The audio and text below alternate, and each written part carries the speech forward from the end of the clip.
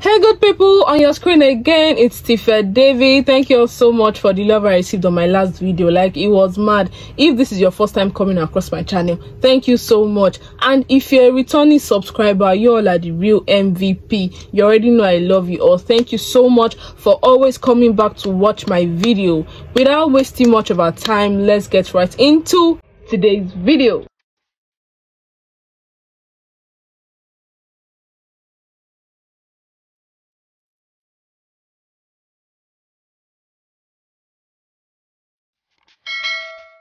So basically, today's video is going to be about the process of coming to study in UK from admission up until visa process. This video was actually based on popular demand because I got people on my Instagram, TikTok, WhatsApp, even here on YouTube, like the comment section, asking me about the process, and I'm like, okay, you know what, I'm going to do a whole video on that. So just sit back, get your popcorn and watch, cause it's about to be lit. So what I'll be doing is I'll be listing out the various documents you need for a particular process. I'll talk about the process. The first thing is admission. What are the documents you need for your admission? You need your international passport, you need a well-constructed personal statement, you need your CV, you need your BSc certificate, you need your university transcript, you need a reference letter from your past tutor, you need a letter of English language proficiency, you need your WAEC or NECO certificate. So now you have all these documents and you want to go ahead to apply.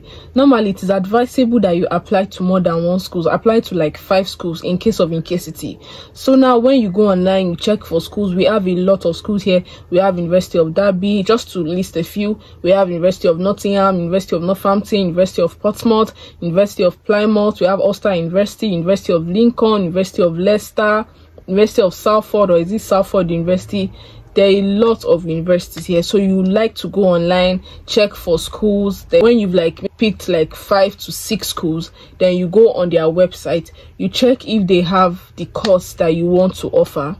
If they have the course that you want to offer, the next thing for you to check is their fees. You check their school fees. You might like to compare their school fees, because I'm sure as an international student, you don't want to come here and start paying like £23 for a course where there are other universities that you can pay £14,000 for, and you also get like the same value. Like those universities that even have really nice ranking. After you check the fees, the next thing for you to check is cost of living of that particular university, that particular city. You like to consider the cost of living. That's also part of what I'll be talking about, because I got people asking me about the cost of living of University of Derby. Now I'm sure you must have browsed about close to 5 or 6 different schools. It's time for you to go to their website and apply. When you apply to those universities, I'm sure you already have all the documents I listed before I started this. Then you go and apply. After you've applied, it's time for you to start waiting.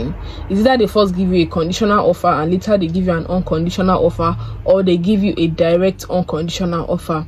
They give conditional offer when they still want more documents from you, when you still have pending documents that you've not uploaded or something. They'll tell you, they will state it in that email that they need so documents from you. If they don't need any documents from you, if they are perfectly fine with your application, they'll give you a direct unconditional offer. When they give you this unconditional offer, that means they've accepted you, and now you have to proceed to pay your deposit. Now let me explain some of those documents. The letter of English language proficiency, you need to collect it from your university. Normally you are meant to write an IELTS exam. That's also to prove your English language. But if you don't want to write the exam, like my school now, if you don't want to write the exam, you just make sure that in your WAEC or your NECO you have a minimum of C4, and then you collect that letter from your university, merge it and use it to apply. It will be a good substitute for the IELTS exam. But if the school you are trying to apply to want IELTS exam as a must, then you just have to pay for it and write the exam. Then your personal statement must be very constructed, like it must be well detailed. What they just want in that personal statement is a brief introduction of yourself. Then they want to know how well you know what you're coming to do, like how well you understand the course. That's why normally I advise people not to deviate from their previous course of study, just continue.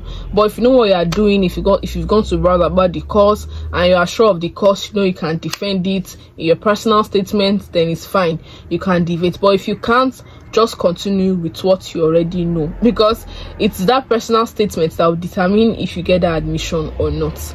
Then apart from that, yeah, the reference letter from your tutor, that one is just like a letter from your past teacher in your university. Your CV has to be very detailed. It has to be constructed very well. Once you have all those documents, you are good and you're ready to apply. Now let's assume that you have your unconditional offer already. Like I told you earlier, if you have conditional offer, don't panic. It just means that they need more documents for you to give them. Once you provide those documents, you wait again for your unconditional offer. This normally takes time. It depends on your school, and it also depends on when you apply. If you apply at the peak period, then your offer might take time. But I'm sure if you apply when it's not a peak period, then you might get your offer quickly. So when you get your unconditional offer, the next thing for you to do is to pay your deposit. Now, deposits varies with different kind of schools. For University of Derby, they need 3,000 deposit. Yeah, let me say the school fees. The school fees for most courses in University of Derby is £14,700. My course is MSc Accounting and Finance, and my fees is £14,700. So when you've gotten your unconditional offer, you have to pay a deposit of £3,000. To pay this deposit, you need the E-Form A. This is a website that we international students use to pay our school fees. If you have a family abroad, or if you have a trusted person abroad that can help you pay directly to the university's account, then it's fine. But if you don't have, you consider the E-Form A. It takes time, I won't lie, it takes time, but you just have to be patient, you just have to be calm, because in this journey, I even forgot to say that in like the first part of this video, the main thing to pray for in this journey, just pray to God to give you the spirit of patience, because you need patience. If you don't have patience, you might just end up giving up, like, I'm tired of this whole thing, I don't want to do it again. But to come and study abroad, you need patience, because there are a lot of things that will take time, there are a lot of things that will waste your time. So when you've paid the school fees with this E-Form A, you need a telex copy from the bank. When you get that telex copy from the bank, you send it to your university, then your university will give you a receipt. When you've paid now, you just have to wait for your school to tell you if you can start applying for CAS or not. This CAS is an acronym for Confirmation of Acceptance of Study. That means this school are giving you a document to show that yes, we've confirmed and accepted you, want you to come and study in our university. You need this document for your visa application. In fact, that's like the main, apart from your international passport, that's like the main document you need for your visa application. Without your CAS, you cannot apply for a Tier 4 student visa. When it's time for you to apply for your CAS, they will actually send you an email to tell you to apply for your CAS. They'll put the link in the email. 3 documents that you need to apply for CAS. You need your unconditional offer letter, you need your receipt of school fees payment, and you also need your bank statement. That is your proof of funds. Let me explain this proof of fund now. This proof of fund is a certain amount of money that you need to put in your account for minimum 28 days, and it is effective for the next 31 days. I know all of you are like, what is this girl saying? Calm down, let me explain. So your proof of fund will just basically be the balance of your school fees and your maintenance fee for 9 months. The maintenance fee of University of Derby is £1,023 per month. You do £1,023 times 9 months. When you get it, you add it to the balance of your school fees. University of Derby always give £2,000 discount to every international student coming to study abroad. For example, your school fees is £14,700 minus the £2,000 discount minus your £3,000 deposit. You are left with £9,700. So you just basically say £9,700 plus £1,023 times 9. I think that £1,023 times 9 is £9,207 or something like that. Yeah, I think that's the figure. So you add it to the balance of your school fees, and that is what will be in your account for the next 28 days. Now, when that money has been in your account for that 28 days, it must be in your account. That's just the minimum days they want. You can make it 29 days, you can make it 30 days. Normally, I even advise people to leave it for 29 days in case of miscalculation, because you might actually be calculating 28 days and they might be calculating 27 days, and there's nothing you can do about that. So far they are not calculating that particular days that they want, they'll tell you to send another bank statement that is up to 28 days. So I just advise you to leave that money there for 29 days or 30 days. Now when you print out that bank statement, it is valid for the next 31 days. Yeah, if you don't use that bank statement that you've printed out for the next 30 to 31 days, it will expire. So you have to print another bank statement. After you've paid your deposit and you are cooking your proof of fund for your CAS, I advise people to go ahead and do their TB test. Now this is a tuberculosis test. You need it when you want to apply for your visa. This tuberculosis test is done at IOM Center. We have 2 IOM centers, one in Lagos and one in Abuja. The one in Abuja is located at Asokoro. So to do this tuberculosis test, you actually need to book a date and you actually need to pay. To do that, you need to go online. I'll put the link in the description box. You go online, you fill in the necessary documents that they need. If there are any questions that you need to answer, you answer the questions. You pay the amount of money. As when I did my own, it was 57,800 naira for adults. Then I think children also had their own price. I'll put it on the screen, I can't remember. Then you pick a date. That's another wait, because sometimes you try to book dates and then you will not find dates, and when you finally find it, you have to wait for that particular date. Now, quick advice for this tuberculosis test: please, when you are going for your TB test, please make sure you go early. Like, go there really early. If you can get there by 6-7 a.m. I'm talking about Abuja now, so for you to know, Lagos will definitely be more than this, because my friends that did their own in Lagos told me about their experience and it was not that nice, because the queue, there are a lot of people trying to japa, so the queue is a lot.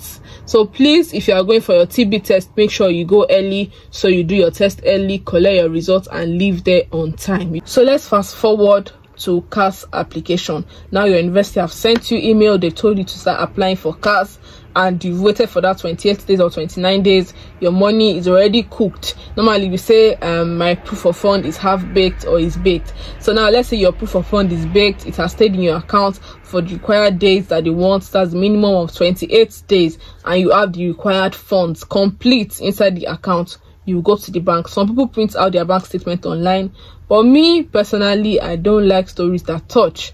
You go to the bank, you go and print out your bank statement. That's one document. You merge it with your receipt of school fees payment and your international passport, and then you apply for your CAS. Now when you apply for your CAS, this is another way. Let's fast forward again. Your CAS is here. Congratulations. Your CAS is here. Once you have your CAS, the next thing is for you to apply for your visa. But wait, when you get your CAS, the next thing is not actually applying for visa. You calm down, you read that CAS, you ensure that there's no mistake on that CAS, because sometimes they normally do mistake. They are not perfect. They make mistake for some people's CAS. They might put it September to September, but it's meant to be September to October. Please make sure you read your CAS very well. Ensure that there are no mistake. Confirm from your colleagues, because if they make a mistake on your duration, then when you get your visa, that mistake will also show. That mistake will also reflect on your visa. Let me explain what I mean.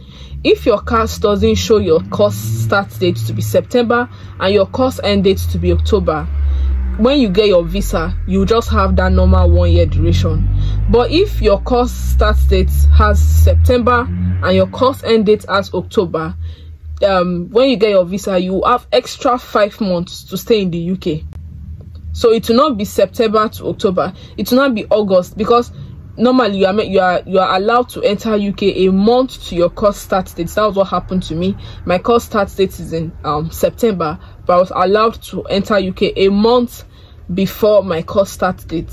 So your visa will now show that August to, I think, February. Yes, to February of the following year. Do you understand what I'm saying? August to the February of the following year instead of September to September. So make sure you read your CAS very well. Make sure there are no mistakes. So at this stage, you've gotten your CAS, you've read your CAS, and you are fine with your CAS. You are sure that there are no mistakes. The next thing is for you to now apply for visa. If your bank statement is still valid. You see that I'm putting conditions, so don't just rush. Don't rush for everything. Calm down, calculate, because for visa application, there are process to this visa application. There's a stage where it will get to DMC, there's a stage where it will get accepted by DMC, there's a stage where it will get transferred to VAC, and there's a stage where it will get accepted by VAC. So if, for example, your proof of funds has maybe just minimum of just 5 days for it to expire, you cannot use that same bank statement to apply for your visa. I advise you to go and print another bank statement so that it will still be fresh, to avoid stories that touch, please. Now let me list out the documents you need to apply for your visa. Let me state this out. NYC is not a requirement to come and study in the UK, because that's like part of the questions that I'm actually getting. Is NYC criteria? Is NYC criteria? The answer is no. NYC is not a criteria, but you might need it to fill in for study gap if need be. Let me explain what I mean. I'll always explain what I mean. For me now, I finished school immediately and I'm doing my master's, so I don't need to worry about study gap because I actually have no study gap. What that study gap means is they just need you to upload documents to fill in for that particular space, because some people have study gap of 10 years, some people have some people have study gap of 7 years, 10 years, 12 years, 18 years. So they want to know why you are just coming to do your masters now. I mean, you finished school for the past 10 years and you're just coming to do your masters now. So they want you to upload documents explaining what you've been doing for that period. They just want to make sure that you have not been idle. They want you to upload documents explaining what you've been doing for that period of time that is making you to just come and do your masters now. But for me, I didn't need to worry about that because immediately I was done with my BSc, I came here for masters. So if you want to fill in for study gap, you might need to put in your NYC certificate, put in your employment letter, promotion letters, and everything like that as study gap. But still, NYC is not a criteria to come and study in UK. So to apply for your visa, you need your degree certificate, you need your offer letter, you need your CAS, you need your bank statement, you need your international passport, you need your TB certificate, and then you need your WAEC results. So now that you have all your documents ready, the next thing is for you to apply for your visa. You apply for the almighty visa. So I'll put the link in the description box. Is UK Gov website. You go to the website and you apply for your visa. There are a lot of questions that you answer. You upload those documents when needed and everything like that. So apply for your visa. Obviously, it is not free. You have to pay. You pay for visa and you pay for IHS. I think IHS is this health insurance something. So you have the IHS is always expensive than the visa process. So when you want to pay, you just have to go online and check for the current amount of visa and IHS fee. That's how you know how much you pay. If you have to pay with a dollar card, you can't pay with a normal card. You have to pay with a dollar card. So when you pay for your visa, you pay for your IHS, then you proceed, you pick a date that you go for your biometrics. Now this biometrics is done at TLS Center. We have one in Lagos, we have one in Abuja for biometrics. You also pick time. You also pick time. Now for this biometrics too, please go early. Please and please and please, I'm begging you, go early, because you are getting there by 8, you are getting there by 9, and you are seeing a long queue, and you are wondering if these people slept here or if they didn't go home at all. Like, you just be having different thoughts. For me, I don't know, when I went for my TB test, when I went for my biometrics, I went really early, so I was on time. So I didn't have to like wait for a long time before it was my turn. I think my time was for 9:30 or 10 a.m. or something like that. So I went early, I did what I was there for, and I left. So when you're going for your biometrics, you need to photocopy your data page. That's the data page of your international passport. And you need to print out your appointment schedule. So when you get there, you submit those documents, they see it, you give them your original passport, then they'll take you to a place, you thumbprint, you face a camera, you talk to a camera. At that point, you're already feeling the vibe in you. Like, I don't know, that thing's already tickling you. I don't know, it will start giving you goosebumps. That's how I was actually feeling, personal experience. Like, I just started feeling so happy. I started feeling this UK vibe in me. The first time I felt that UK vibe was when I went to IOM for my TB test, because there are different countries, you know, people are going to different countries, so they call you by the country that you're going to. If you are going to US, they shout, okay, US number 1 is your time, US number 2, UK number 4, Canada number 10. So now they will be calling you. I think I was UK number 10. Guys, I was feeling myself, like, wait, okay, UK number 10, have you collected your this? Have you start feeling that thing in you, like, okay, yes, I'm no more, I don't belong to this Nigeria anymore, I'm not a UK babe, I'm not a UK guy. Don't mind me. So yeah, quick gist about this visa process, or this visa waiting time. You see, this time, it might be 2 weeks, it might be 3 weeks, it might be a month, it might be more than a month, but I can tell you that that will be the longest period of your life. My visa took 2 weeks and 3 days to come out. Like, that was really a quick one. But that was the longest 2 weeks and 3 days of my life. Like, everybody around me actually noticed that I was actually on something, that I was praying for God to make it work. I don't know if you understand my English, but like, I was just so down. I was just like, God, what will be my fate? Would this thing be approved? Will it be successful, or would they deny me of this visa? You just be, I don't know, you just be having mixed feelings at that point. You'll be hearing different stories. This is when you'll not be hearing different stories. You'll be hearing this one, they denied this one of this one, oh, they gave this one visa, they did this one. And I was on a Telegram group that was really helping me during that waiting time, because a lot of people will come back and give testimonies about their visa application, how it was successful. As you are hearing testimonies, on the other hand, you also be hearing stories about people that were denied of their visa. So you just be thinking, my dad was always like, don't worry, I'm a man of faith, this is going to work out. My mom is like, my mom, she was always praying, always pray. She'll come and wake me up at midnight, Imani, let's pray, Imani, let's do this one. My brother was always there. Anytime my brother see me, when I'm calm like this, or I'm thinking, I'll be like, hey God, just do. I just got me one of my sisters. I'll be like, just pray for me, pray that this is successful. They'll be like, man, don't worry, it will be successful. Hey God. Visa application.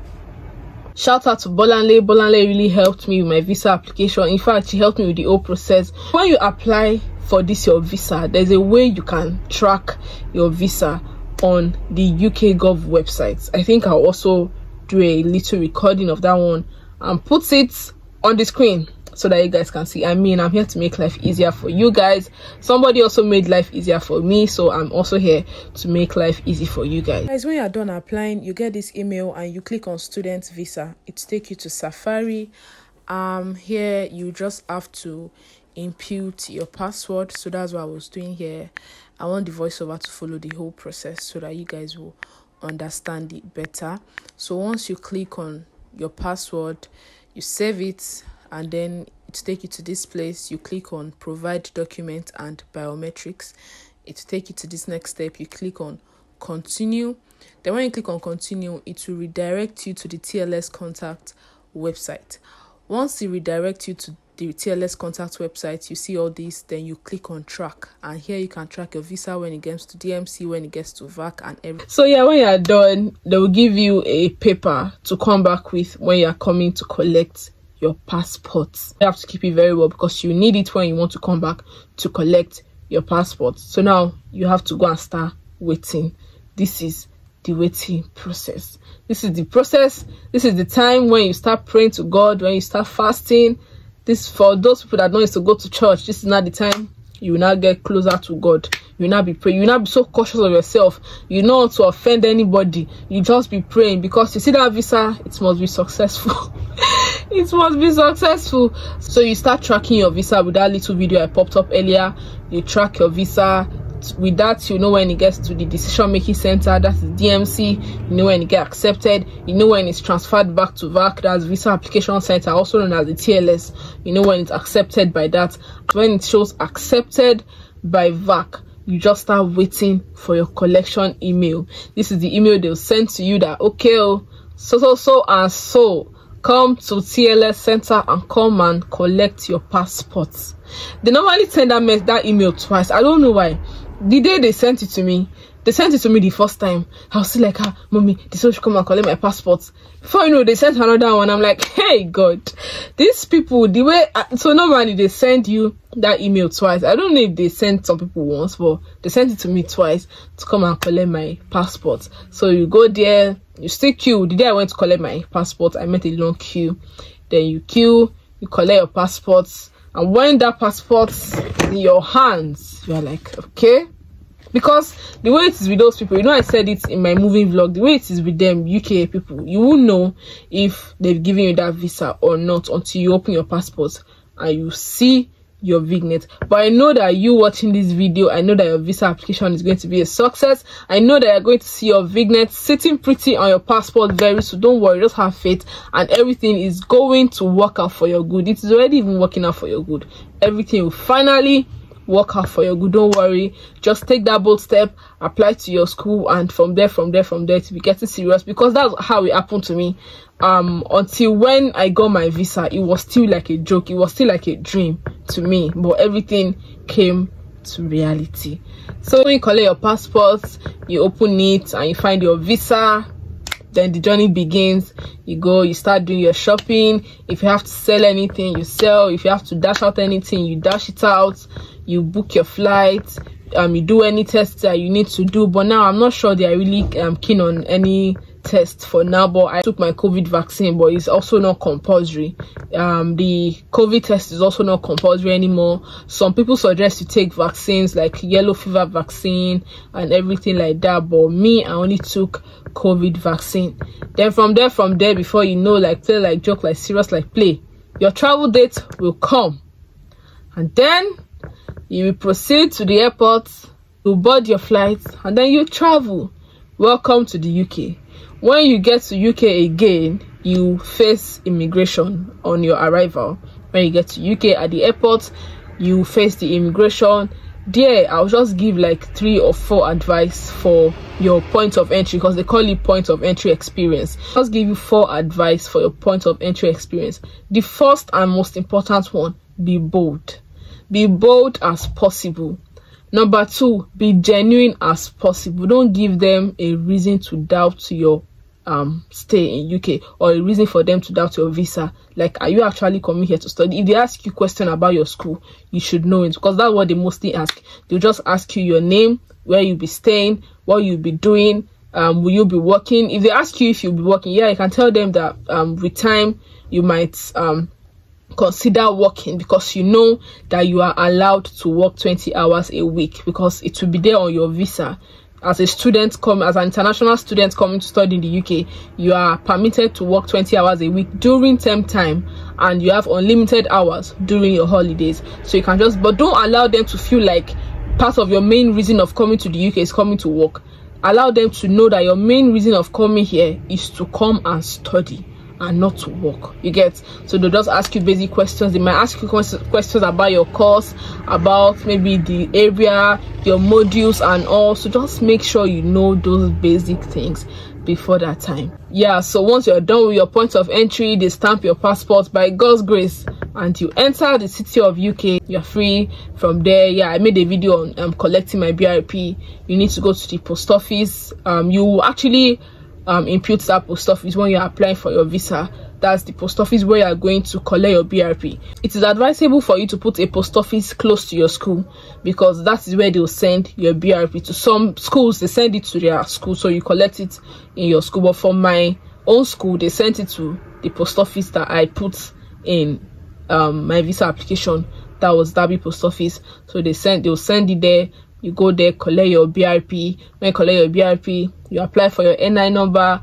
When you apply for your NI number, the NI number normally, they'll tell you that it takes like 8 weeks. But mine came, I think, after 2 weeks or so. It's not always up to that 8 weeks, but they'll just tell you that if it is successful, then they'll get back to you within 8 weeks. But it normally comes out before 8 weeks. So yeah, guys, we've come to the end of this video.